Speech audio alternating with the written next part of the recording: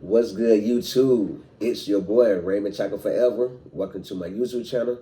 Today I'm about another video. Before I get into that video, I want to remind everyone that I leave a link to a different playlist in every description box. Take a moment to click on those links, run the views up, run the thumbs up, run the comments up, and if you feel the need to share the playlist, feel free to share the playlist.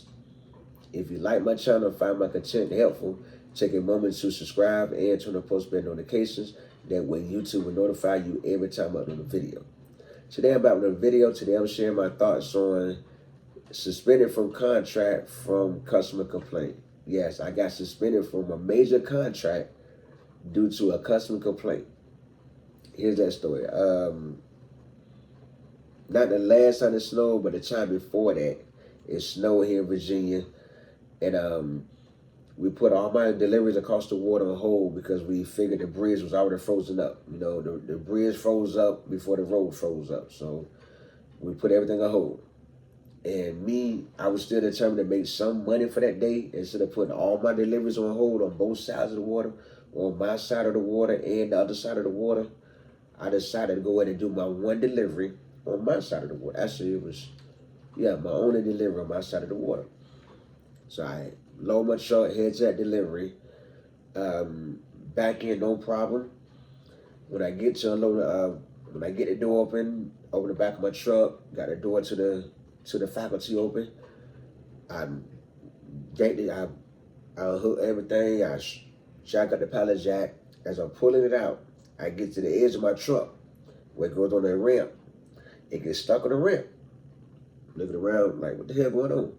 You know, looking from side to side, all the right side, the left side, the back, the front, jacking it up more. I can hear the pallet cracking, crack, crack, crack. Okay, this is a bad pallet they shouldn't use in the warehouse. Trying to pull it out, no result. Trying to turn it aside, no result. It wouldn't turn right, it wouldn't turn left. I jacked all the way down, jacked up again. I'm trying everything I know how to do in order to get this pallet off the truck and off the ramp onto the into the building. No results. I tried 3 different methods, nothing. I tried to let the pallet jack all the way down, pull it out, pallet jack still would come out. So I go into the faculty as a nurse, as a lady is always back there. Is that a man that can help me yank this out? So while she going to find a dude, I try yanking on it, yank it as hard as I can without hurting my back. Pallet jack still would come out, so I push it back all the way back into the pallet. Then we can go, jack it back up more until it started cracking. Yanking from side to side, each side, turn the pallet jack left, yank, turn it right, yank, no results. By this time, one of the guys come out, he see me moving around frantic, like panicking mode, you know, like what's going on, You know what I mean? He look at it, he tried a couple things, everything I already did before he came out to help. He's now doing the same thing, still get the same results. So that's what I yell, we're gonna have to downstack the pallet and then take some of the weight off the pallet. And that way it'd be easier to take it to the building.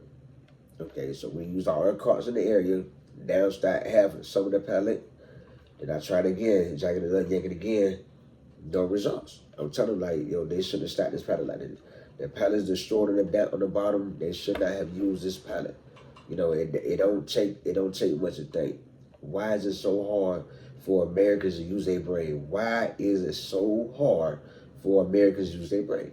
I'm saying that calm as ever. He's agreeing. That's the way it is in warehouses. So we downstack more of the pallet onto the carts. I was jacking it up again. Still no results. The pallet still not moving. The pallet jack still not coming up. We eventually ended up downstacking the whole pallet onto the carts. The whole pallet. That's when we see the whole pallet was destroyed. It was stuck. You know, and I'm steady saying it over and over and over.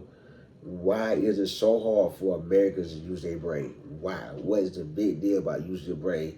What happened to the common sense that Americans used to have? Nowadays, not a lot of people have common sense anymore. And this guy agreeing, we said it over and over, like, yeah, they really shouldn't use this pallet.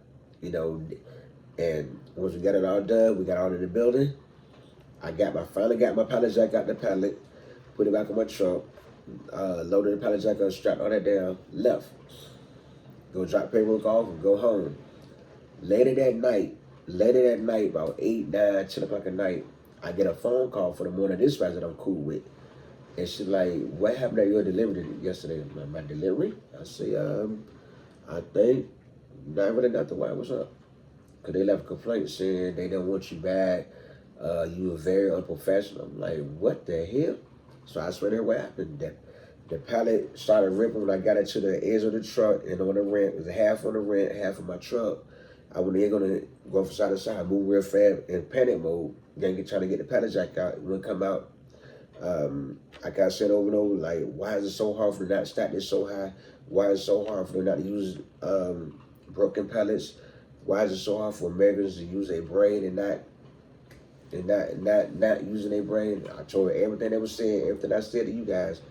I told it to this dispatch, like, I don't know, they said they don't want you back, that you should be suspended, and you were very unprofessional. So the manager talked to you about it in the morning.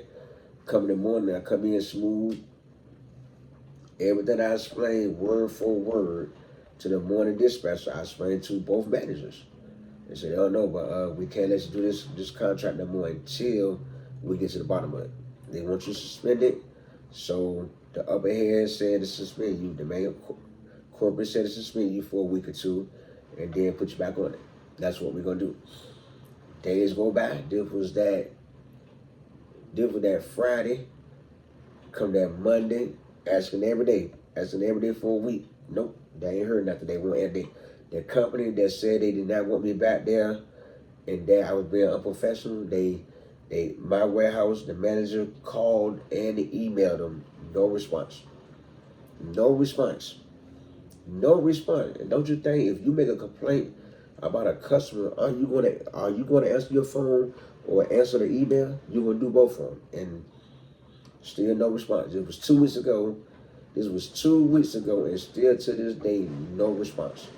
They still won't respond to an email. They still won't respond to a phone call, or return a phone call, or return a voicemail. I'm looking like, wow, what? Are you sure I did something wrong? Are you sure I did something wrong?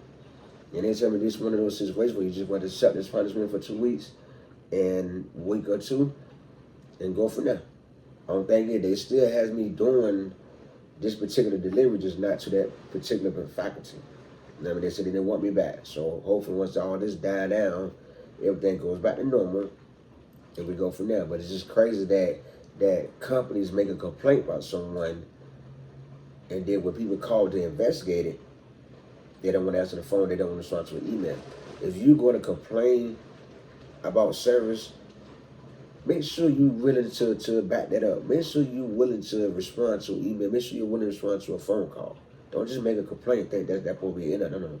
People going to investigate. You know what I mean? Everybody don't let that rule. The customer's always right. Don't always matter. And this is one of those situations where it didn't matter. You know, but I still took my punishment like a dog, and just told myself be more cautious, be more careful of what I do out there, because you never know who would take something the wrong way.